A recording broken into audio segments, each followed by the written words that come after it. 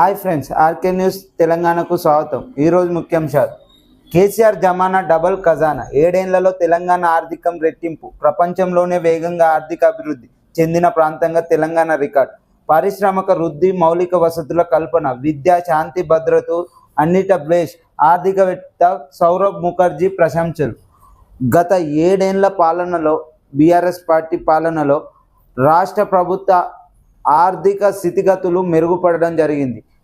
అప్పుడు కరోనా టైంలో కూడా ఎంతో ఇబ్బందులో ఉన్న రాష్ట్రాన్ని కూడా అభివృద్ధి పథకంలో నడిపించిన గత ప్రభుత్వం. కానీ ఇప్పుడు సంవత్సరానికే కాంగ్రెస్ ప్రభుత్వం వచ్చి సంవత్సరం అవుతుంది.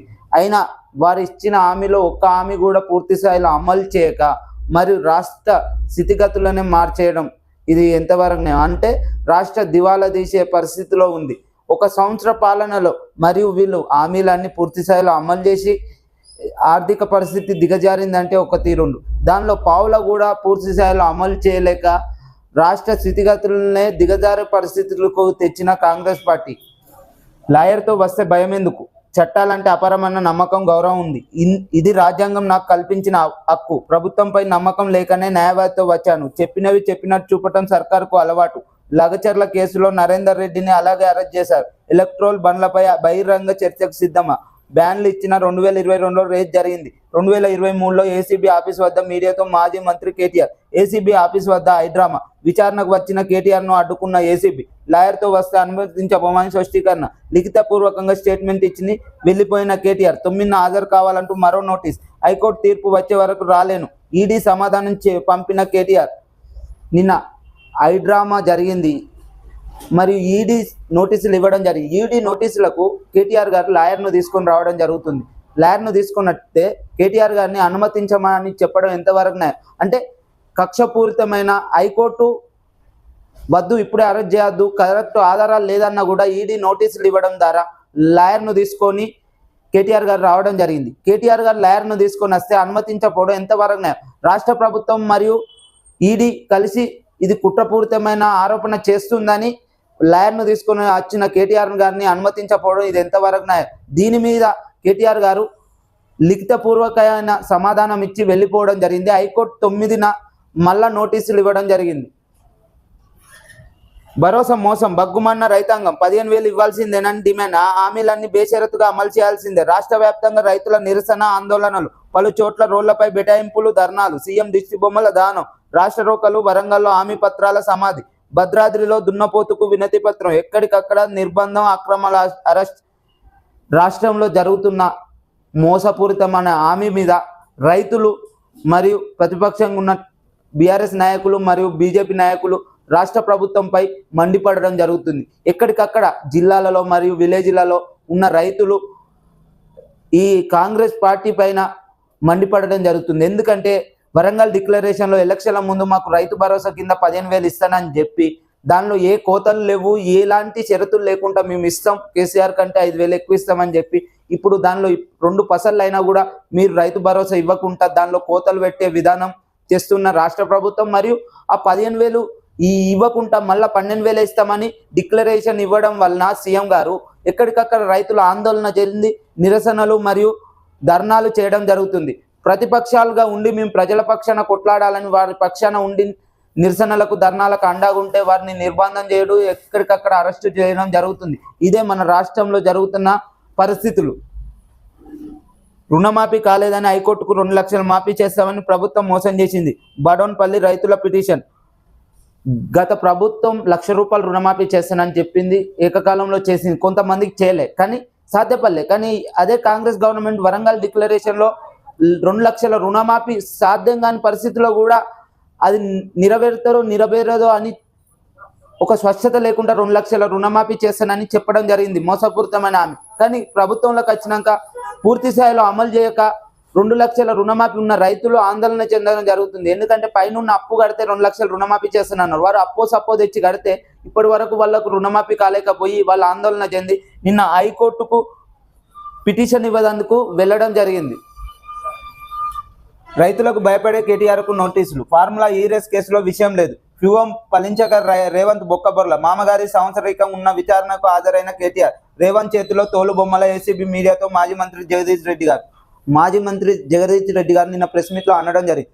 ఈ రేస్ ఈ ఫార్ములా కేసులో అన్ని అబద్ధాలే, ఫలించలేక ఎలాగోలో కేసీఆర్ గారిని అబద్ధపు కేసులో జైలు పాలు చేయాలనే ఉద్దేశంతో కక్ష సాధింపే అని జగదీష్ రెడ్డి గారు కాంగ్రెస్ పార్టీ పైన మండిపడడం జరుగుతుంది. ఇది రేవంత్ రెడ్డి గారు ఏదో విధంగా స్కెచ్ చేసి కేటీఆర్ గారు రైతుల పక్షాన ప్రజల పక్షాన కొట్లాడుతుండు కాబట్టి ఏదో విధంగా ఇరికించాలనే ఉద్దేశంతో కేటీఆర్ పై కేసు పెట్టడం జరిగిందని జగదీష్ రెడ్డి గారు డిమాండ్ చేయడం జరిగింది.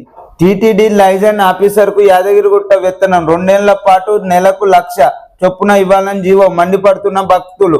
ఏపీలోని తిరుమల దేవస్థానంలో కాంట్రాక్ట్ ప్రతిపాదికన ఆఫీసర్ ఆన్ స్పెషల్ డ్యూటీ నియమించిన గణేష్ కుమార్ కు యాదగిరిగుట్ట లక్ష్మీనరసింహస్వామి దేవస్థానం ప్రతి నెల 1,00,000 చొప్పున 2 ఏళ్లు లేక పదవి కాలం పూర్తి అయ్యేవరకు చెల్లించాలని రాష్ట్ర principal secretary Sandeep Kumar Sultania GO RT number 545 విడుదల చేశారు.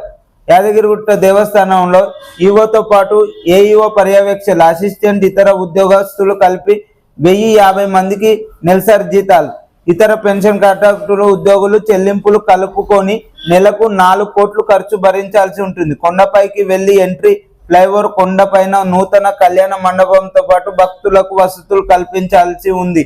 ఇప్పటికే స్వామివారి దివ్య విమాన గోపురం నిర్మించడానికి సరైన విరాళాలు లేకపోవడంతో స్వామివారి ఉండిలో నుంచి వెండి బంగారాన్ని సేకరించి 60 కిలోల బంగారంతో విమాన గోపురం పనులు సాగుతున్నాయి. కేసుల పేరిట డ్రైవర్స్ అండ్ డ్రామాలు. మాజీ మంత్రి శ్రీనివాస్ గౌడ్ ఆగ్రహం. తెలంగాణ భవన్లో మీడియాతో మాట్లాడుతున్న శ్రీనివాస్ గౌడ్ చిత్రంలో ఎమ్మెల్సీ నవీన్ రెడ్డి, గెల్లు తదితరులు నిన్న బీఆర్ఎస్ ఆఫీసులో మాజీ ఎమ్మెల్యే శ్రీనివాస్ గారు మరియు గెల్లు శ్రీనివాస్ గారు, ఇతర ఎమ్మెల్సీలు వీళ్ళందరూ రాష్ట్రంలో ఇది ఒక హైడ్రామా. ఈ హామీలను తుంగలో దొక్కి మరియు హామీలను ఇంకా ఓ సంవత్సరం వెనుకకు నడపాలనే ఉద్దేశంతో దాన్ని విస్మరించి ఇప్పుడు హైడ్రామా నడుస్తుంది. ఎక్కడికక్కడ ప్రతిపక్షాలను అరెస్ట్ చేసే ఉద్దేశంతో హైడ్రామా నడుస్తుందని శ్రీనివాస్ గారు చెప్పడం జరుగుతుంది. ఎందుకంటే హామీలపై కొంత గడువు కావాలనే ఉద్దేశంతో దాన్ని తప్పుదో పట్టించి ఇది తెరపైకి తేవడం జరుగుతుందని శ్రీనివాస్ గారు డిమాండ్ చేయడం జరుగుతుంది. కొడంగల్లో యనుమల రాచరిక పాలన. అధికారిక కార్యక్రమంలో తిరుపతి రెడ్డి ఎవరు? కేటీఆర్ ప్రశ్న. కనీసం వార్డు మెంబర్గా కూడా గెలవని తిరుపతి రెడ్డి ప్రభుత్వ అధికార కార్యక్రమంలో ఏ హోదాలో పాల్గొంటున్నారని బీఆర్ఎస్ వర్కింగ్ ప్రెసిడెంట్ కేటీఆర్ గారు ప్రశ్నించారు. తిరుపతి రెడ్డి కళ్యాణ్ లక్ష్మి షాదీ ముబారక్ చెక్కులు పంపిణీ చేస్తున్న ఫోటోలను జత చేసి సోమవారం ఎక్స్ వేదికగా ఆయన ఆగ్రహం వ్యక్తం చేశారు.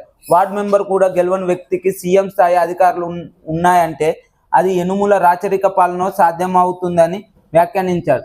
గత పాలనలో బీఆర్ఎస్ పార్టీపై ఇదే కాంగ్రెస్ ఎమ్మెల్యేలు మరియు సీఎం రేవంత్ రెడ్డి గారు ఆ రోజు ప్రతిపక్షంలో ఉండి ఎక్కడికక్కడ నిలదీయడం జరుగుతుంది. ఎందుకంటే మీ కుటుంబ పాలనేనా అని చెప్పడం జరుగుతుంది. అయినా కూడా అప్పుడు గత పాలనలో ఉన్న బీఆర్ఎస్ పార్టీ కేసీఆర్ గారి కుటుంబ సభ్యులు ఒక ప్రజాప్రతినిధులుగా గెలవడం జరిగి వారి హోదాలో వారు అధికారాన్ని నిర్వహించారు. కానీ ఇప్పుడు మరి మీరు ఆ రోజు చెప్పిన నీతులే ఇప్పుడు ఎందుకు పాటిస్తలేరు అని కేటీఆర్ గారు డిమాండ్ చేయడం జరుగుతుంది. ఆ రోజు మేమంటే ప్రజల ఎన్నికలలో గెలిచి అధికారాన్ని చేపట్టడం జరిగింది. కానీ ఇప్పుడు మీరు ప్రభుత్వంలోకి వచ్చినాక, మీరు సీఎం అయినాక మీ అన్నదమ్ములు ఏ ఎమ్మెల్యేగా గెలిచిల్లా, లేక వార్డ్ మెంబర్గా గెలిచిల్లా, కౌన్సిలర్గా గెలిచిల్లా, ఏ హోదాలో ఇంత ప్రొటెక్షన్ ఉంది? మరియు మళ్ళా కళ్యాణ లక్ష్మి, షాదీ ముబారక్, పలు రకాల పనులలో విధులలో ఎలా పాల్గొంటారు? ఒక హోదా లేదు, ప్రజల ఓట్లతో గెలిచి ఒక పదవిలో లేని పక్షాన ఏ హోదాలో మీరు అధికార పనులలో పాల్గొంటారని కేటీఆర్ గారు ప్రశ్నించడం జరుగుతుంది. అంటే ఇంత అరాచకమా? అంటే ఒక సీఎం తమ్ముడైతే, సీఎంకు సంబంధించిన చుట్టాలైతే అధికార పనులలో పాల్గొనవచ్చా? ఒక హోదా అవసరం లేదా?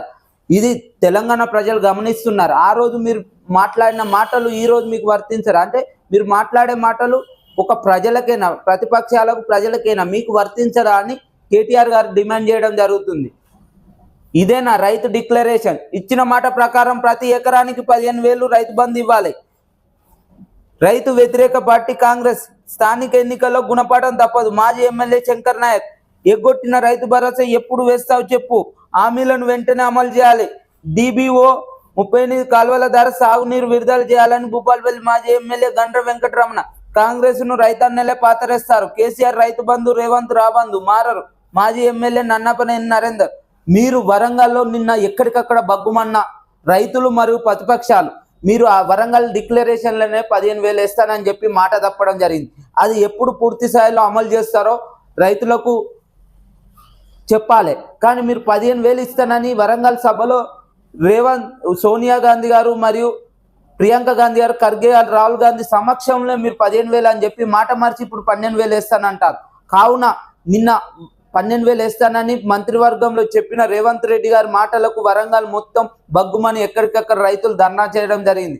మీరు కనుక 15,000 వేయకపోతే కాంగ్రెస్ పార్టీ నాయకులను విలేజ్లలో తిరగనీయమని రైతులు డిమాండ్ చేయడం జరుగుతుంది.